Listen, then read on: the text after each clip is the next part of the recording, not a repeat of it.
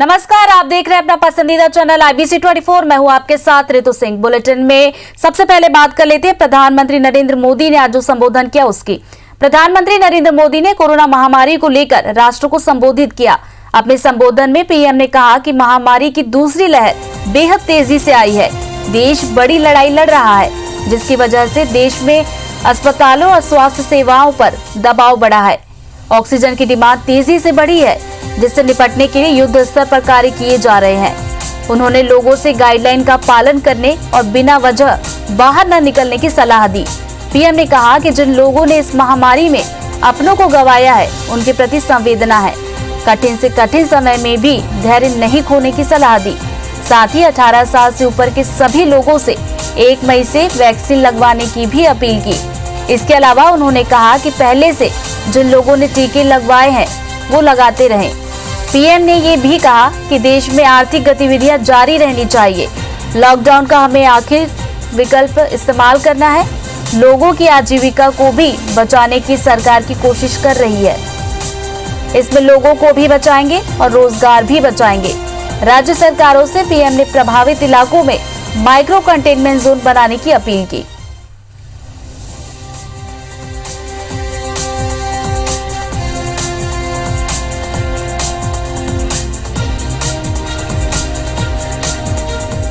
हमें देश को लॉकडाउन से बचाना है। मैं राज्यों से भी अनुरोध करूंगा कि वो लॉकडाउन को अंतिम विकल्प के रूप में ही इस्तेमाल करें और माइक्रो कंटेनमेंट जोन पर ही ध्यान केंद्रित करना है। हम अपनी अर्थव्यवस्था की सेहत भी सुधारेंगे। कोरोना के बचने के जो भी उपाय है, कृपया करके उनका पालन 100% करिए।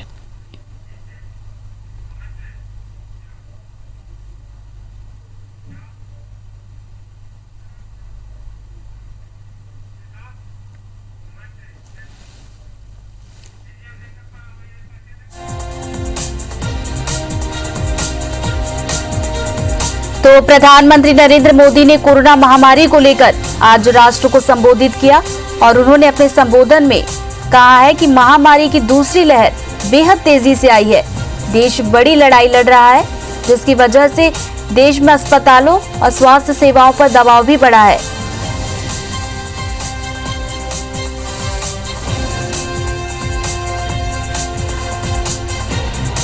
उन्होंने लोगों से अपील की है कि कोरोना गाइडलाइन का पालन करें और उन्होंने कहा है कि देश को लॉकडाउन से बचाना है और ये भी कहा है कि राज्य लॉकडाउन को अंतिम विकल्प के तौर पर देखे और सभी से अपील की है कि इस महामारी के दौर में सभी जनसेवा में भागीदारी लें और 1 मई से 18 साल से ऊपर के लोगों को वैक्सीन लगनी है, तो जो पात्र हैं वो वैक्सीन जरूर लगवाएं।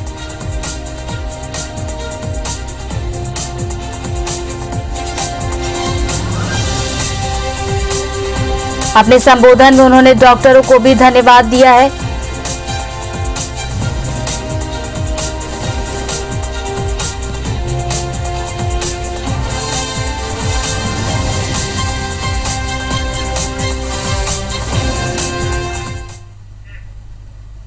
रायपुर से मिल रही ब्रेकिंग न्यूज से आपको अपडेट करवा देते हैं। पीएम के संबोधन पर मंत्री सिंहदेव का बयान आया है।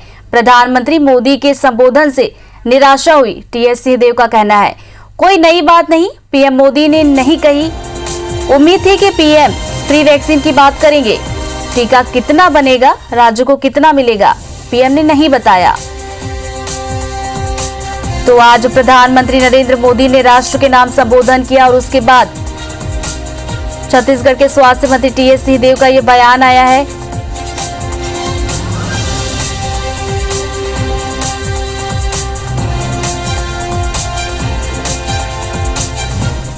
तो कोई ऐसी नई बात नहीं आई। निराशा इसी बात की थी कि कितना प्रोडक्शन बढ़ के हमको कब मिलेगा। इस राज्य को इतना ऑक्सीजन, इस राज्य को इतने वेंटिलेटर, इस राज्य को इतने ऑक्सीजन कॉन्सेंट्रेटर, इस राज्य को इतना नेजल कैनुला।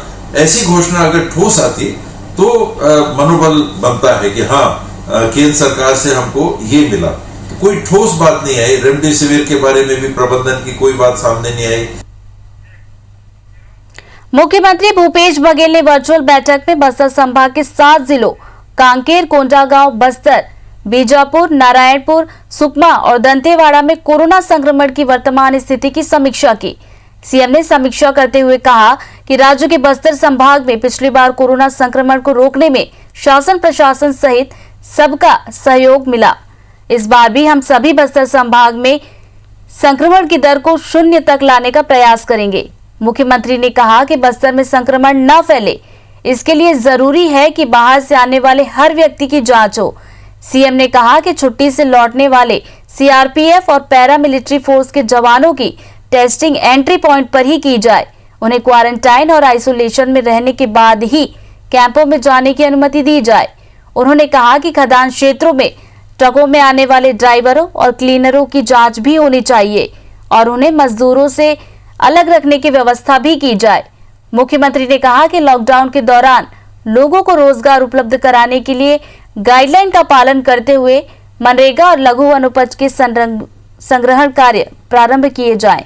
स्वास्थ्य मंत्री टीएस सिंहदेव ने कोरोना संक्रमण को रोकने के लिए हर आवश्यक व्यवस्था सुनिश्चित करने के लिए कहा।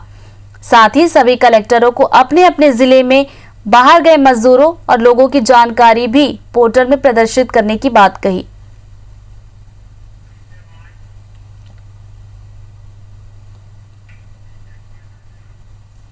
वेंटिलेटर की उपलब्धता, आईसीयू की उपलब्धता, कहाँ पर बेड्स की स्थिति कितनी भरी हुई है, कितनी खाली है, ये सारा एक परिदृश्य आ जाता है। कहाँ किस जिले के किस ब्लॉक में संक्रमण ज़्यादा है, ये बातें फोकस में लाने के लिए मीटिंग काम में आती है कि आप जिले की बात कर रहे हैं तो जिले में किस ब्लॉक की, तो वो ध्यान फिर जब फोकस होके काम होता है तो और कारगर तरीके से काम कर सकते हैं। प्रदेश में बढ़ते संक्रमण को लेकर मुख्यमंत्री शिवराज सिंह चौहान ने स्वयंसेवी संगठनों और वरिष्ठ चिकित्सकों से वर्चुअली संवाद किया। मुख्यमंत्री ने कहा कि कोविड संकट काल का सामना सरकार और समाज के सहयोग से ही संभव है। कोविड केयर सेंटर स्थापित करने के लिए मुख्यमंत्री ने स्वयंसेवी संस्थाओं का आभार माना है। कहा कि इस प्रकार की अभिनव पहल से कोविड के विकट परिस्थितियों का सामना करने में मदद मिलेगी। मुख्यमंत्री ने कहा कि चिकित्सकों और उनकी टीम ने कोविड संक्रमण का सामना हिम्मत, सेवा भाव और सहयोग से किया है। इससे लोगों का भरोसा बढ़ा है।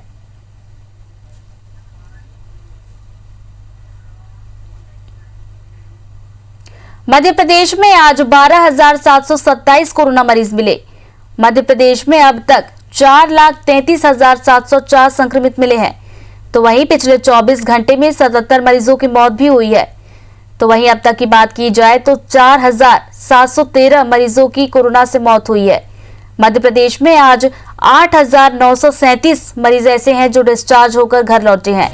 तो वहीं अब तक 3,50,720 मरीज स्वस्थ भी हुए हैं।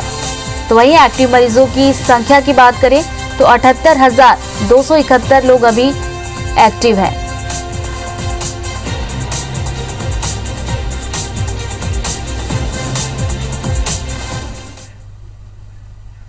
सरगुजा में कोरोना जांच रिपोर्ट के बढ़ते लंबित आंकड़ों ने न सिर्फ स्वास्थ्य विभाग बल्कि आम लोगों की भी परेशानी बढ़ा दी है। आलम यह है कि एंटीजन टेस्ट की नेगेटिव रिपोर्ट को खुद स्वास्थ्य विभाग पूरी तरह से सही नहीं मानता। तो वहीं दूसरी तरफ जिले में आरटीपीसीआर सैंपलिंग की सेवा 4 दिनों से बंद है। ऐसे में स्वास्थ्य विभाग जहां जल्द ही लंबित सैंपलों की जल्द जांच करने की दुहाई दे रहा है, तो वहीं लोग एंटीजन टेस्ट के आधार पर अपनी जांच पूरी मान रहे हैं। दरअसल सरगुजा जिले में वायरोलॉजी लैब के जरिए आरटीपीसीआर जांच की सेवा शुरू की गई है। यहां ऑटोमेटिक किट के जरिए जांच पद्धति से हर रोज करीब 1500 सैंपल लिए जा रहे थे, मगर यहां ऑटोमेटिक किट के खत्म होने के कारण जांच बुरी तरह से प्रभावित हुई है। आलम यह है कि करीब 2000 जांच सैंपल सरगुजा जिले से लंबित पड़े हुए हैं। तो वहीं 3000 सैंपल बिलासपुर जिले से आ जाने के कारण पेंडिंग का आंकड़ा 5000 के पार पहुंच गया है। सबसे बड़ी समस्या ये है कि ऑटोमेटिक जांच किट नहीं होने के कारण जांच के समय में दुगना समय लग रहा है।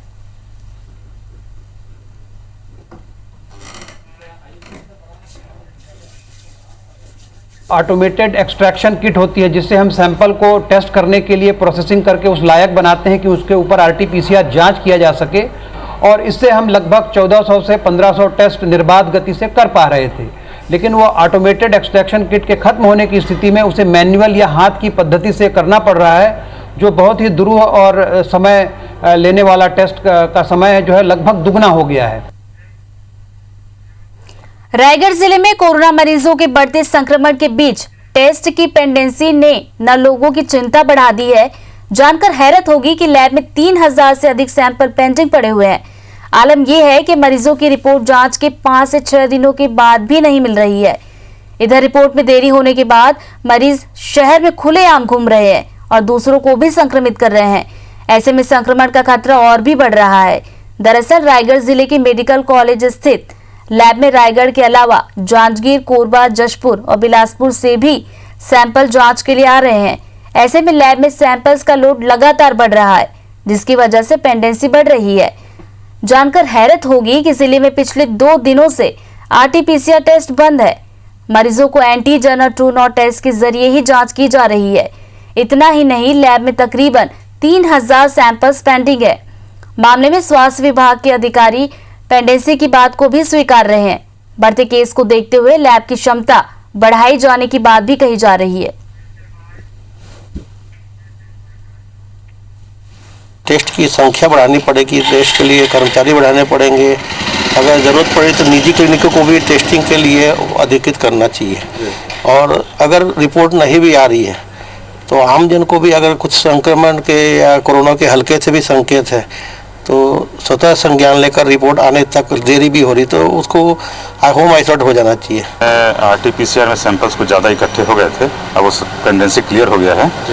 और साथ में 3-4 जिलों से यहाँ सैंपल आता है तो उसको थोड़ा रैशनलाइज कर रहे हैं ताकि इस तरह से डिले ना हो।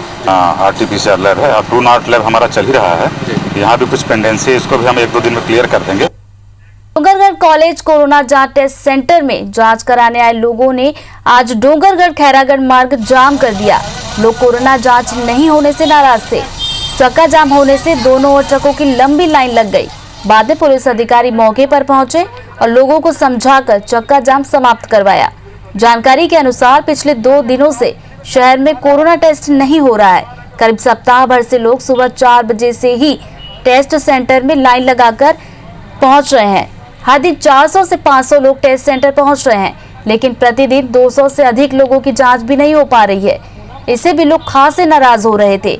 इस मामले में स्वास्थ्य विभाग का कहना है कि किट नहीं होने के कारण जांच नहीं हो पा रही है। बता दें कि जिले में राजनांदगांव के बाद डोंगरगढ़ कोरोना का हॉटस्पॉट बना हुआ है। पूरा शहर दहशत में है।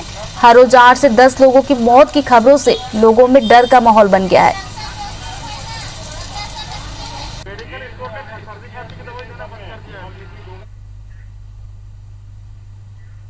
कोरोना ने बेहद संकट की घड़ी पैदा की है, तो मदद के लिए कई लोग आगे भी आए हैं।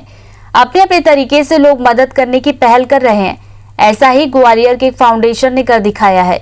राज्यसभा सदस्य ज्योतिरादित्य सिंधिया से जुड़ी संस्था सिंधिया फाउंडेशन ने मेला फैसिलिटेशन सेंटर में 24 घंटे में 200 बिस्तर का कोविड आइसोलेशन सेंटर तैयार किया। यहाँ आइसोलेट होने वाले संक्रमित मरीजों के निःशुल्क इलाज से लेकर काढ़ा और खाने का इंतजाम भी किया गया है। जिला प्रशासन संक्रमित मरीजों की देखरेख के लिए पैरामेडिकल स्टाफ और अन्य सुविधाएं उपलब्ध कराने में मदद करेगा। कोविड के इस दौर में IBC 24 बार बार अपील कर रहा है कि 2 गज की दूरी और मास्क जरूरी सबका पालन करें, लेकिन ऐसे में सबसे बेहद जरूरी काम है कि कोविड के जो मरीज हैं उनकी कैसे भी करके मदद की जाए। ग्वालियर में एक संस्था है सिंधिया फाउंडेशन, उसके लोग मदद के लिए आगे आए हैं। युवा नेता है पप्पन शर्मा, उनकी टीम है। उन्होंने 200 बेड का ये आइसोलेशन सेंटर है तैयार किया है कोविड के लिए। और आप देख सकते हैं कि ये पूरा एक दृश्य है, उनकी टीम है, उन्होंने ये तैयार किया है क्योंकि लगातार जिस तरह की शिकायतें आ रही थी ग्वालियर चंबल अंचल में कि बेड की कमी है, अस्पताल में आए। तो हमारे साथ में बात करने के लिए पप्पन शर्मा जी, क्यों मन में ख्याल आया कि आइसोलेशन सेंटर बना जाए? आखिर मन में क्या आया? सर, इसके लिए सबसे बड़ी बात तो जो मीडिया पे आप लोगों के द्वारा हम लोग देखते हैं या जो अखबार में पढ़ता था कि मरीजों में हड़बड़ाहट है। चूँकि संख्या बहुत ज़्यादा रोज़ मरीजों की निकल रही है, उतना हम पे बेड और उतने अस्पताल है नहीं व्यवस्था, तो कहीं ना कहीं उनमें एक घबराहट है कि जैसे कोरोना हो गया तो अब उनको लगता है कि कल तक मेरे लंग्स में आ जाएगा, परसों तक शायद कोई अनहोनी ना हो जाए, तो वो घबराते हैं उस चीज़ से।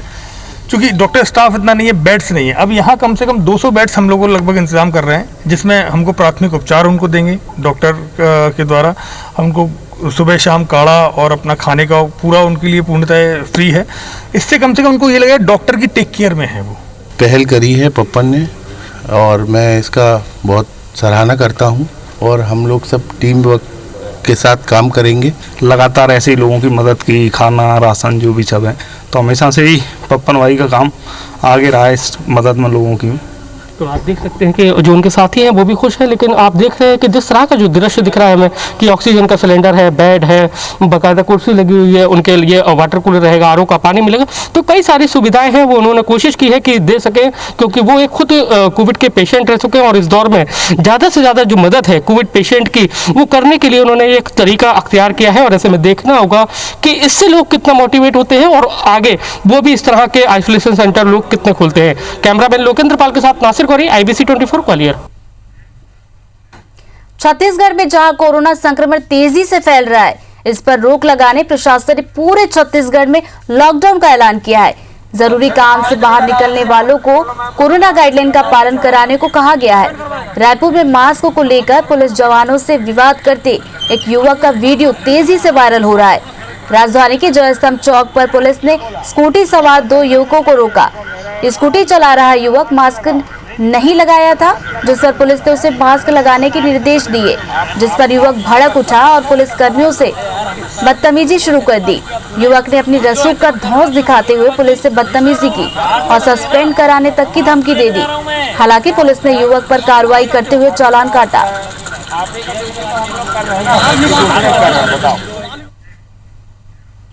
राजधानी रायपुर में पूर्ण लॉकडाउन के दौरान युवक की चाकू मारकर हत्या कर दी गई। घटना के बाद आरोपी फरार हो गया। पुलिस एक संदेही को हिरासत में लेकर पूछताछ में जुटी है। बताया जा रहा है कि सिविल लाइन थाना इलाके के न्यू शांतिनगर यादवपारा इलाके में आरोपी गोलू उर्फ विकास ने मृतक प्रवीण निहाल को चाकू मारकर हत्या कर दी और मौके से फरार हो गया।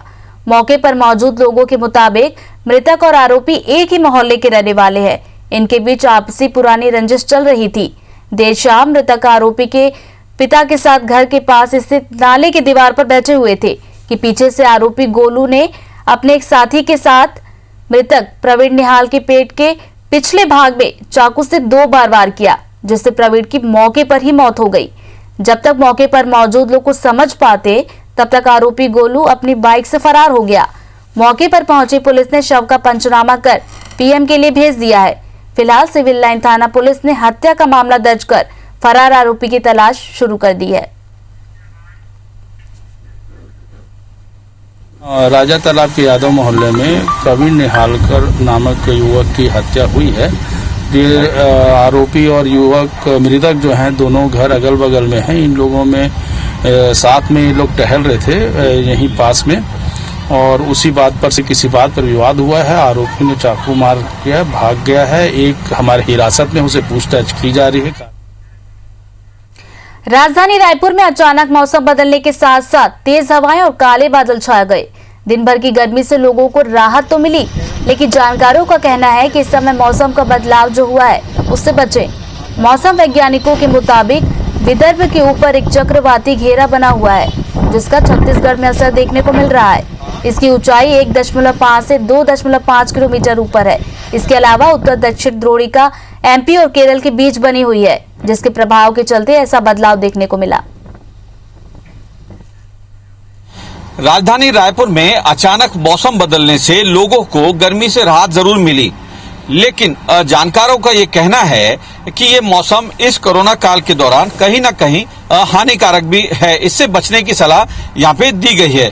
मौसम वैज्ञानिकों की अगर माने तो उनके मुताबिक विदर्भ के ऊपर एक चक्री चक्रवात बना हुआ है, जिसकी ऊंचाई जो है 1.5 से लेकर 2.5 तक ऊंचाई इसकी बताई गई है, किलोमीटर तक की ऊपर ऊंचाई बताई गई है।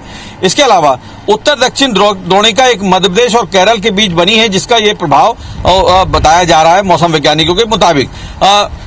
इस तरीके का जो मौसम की आशंका जो जताई है, 2 से 3 दिन और ऐसे रहने की उन्होंने आशंका जताई है और ये छत्तीसगढ़ के कुछ इलाकों में मूसलाधार बारिश और कई इलाकों में बूंदाबांदी की भी आशंका व्यक्त की गई है। कैमरामैन लखन शर्मा के साथ तहसीन जैदी, IBC 24 रायपुर। नवरात्र के दौरान इस बार लोगों को मंदिरों में जाकर देवी दर्शन करने का मौका नहीं मिला। अष्टमी में देवी पूजन का विशेष विधान होता है। इसे ध्यान में रखते हुए लोगों को रोकने के लिए मंदिर का मुख्य गेट भी जिला प्रशासन ने बंद करवा दिया है। इससे पहले प्रशासन ने लोगों की मांग पर मुख्य गेट को खोलते हुए बाहर से दर्शन की अनुमति दी थी, लेकिन भीड़ की आशंका में दोबारा मुख्य गेट को बंद कर दिया गया। टेंपल कमेटी के कर्मचारी लगातार लोगों से अनुरोध करने वहां मौजूद है। मंदिर के भीतर परंपरा के अनुसार पूजा अर्चना की जा रही है।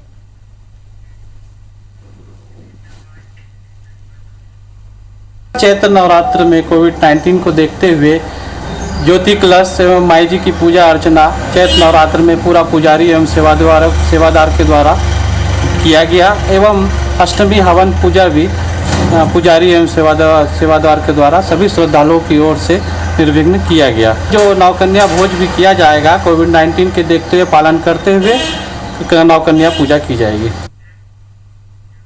राजिम के त्रिवेणी संगम के मध्य स्थित श्री कुलेश्वर नाथ महादेव मंदिर परिसर में लगभग 100 वर्षों से स्थापित मां अन्नपूर्णा का मंदिर भी अष्टमी के अवसर पर सूना रहा। प्रतिवर्ष चैत्र और शारदीय नवरात्र में यहाँ भक्तों की भारी भीड़ उमड़ती थी और भगवान श्री कुलेश्वर नाथ के साथ साथ मां अन्नपूर्णा के दर्शन भी करने पहुंचते थे। इस तरह भक्तों का दोहरा लाभ हो जाता था, लेकिन कोरोना संक्रमण के कारण पिछले वर्ष के चैत्र और शारदीय नवरात्र की तरह इस वर्ष के चैत्र नवरात्र में भी माता अन्नपूर्णा का दरबार पूरी तरह सूना रहा। राज्य सरकार द्वारा जारी आदेश के अनुसार मंदिर समिति के लोगों द्वारा प्रतिदिन सुबह शाम माता की आरती की जा रही है। साथ ही सीमित संख्या में भक्तों के मनोकामना ज्योत भी प्रज्वलित किए गए हैं। अष्टमी के अवसर पर भगवान श्री कुलेश्वर नाथ की पूजा आरती के बाद दोपहर 12:30 बजे मंदिर समिति के पुजारी और सदस्यों द्वारा मंदिर परिसर में ही अष्टमी हवन किया गया। इस दौरान हवन में शामिल पुजारी और सदस्यों ने माता रानी से कोरोना महामारी का नाश करने की प्रार्थना की।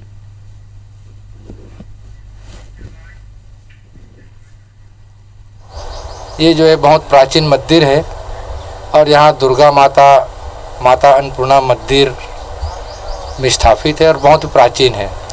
और यहाँ पर मनोकामना ज्योति जो है चैत्र नवरात्र में, कुंवार नवरात्र में जलाए जाते हैं। यहाँ पर अभी फिलहाल 29 तो जोत जलाए गए हैं सब श्रद्धालु भाई मन के, और ओकरे ही सेवा हमन सब पंडा पुजारी मन करत हन। कोरोना से लड़ाई में अहम भूमिका होगी वैक्सीनेशन की, आपकी और हमारी। इसी के साथ बुलेटिन में फिलहाल इतना ही। तमाम खबरों और अपडेट्स के लिए आप देखते रहिए IBC 24। नमस्कार।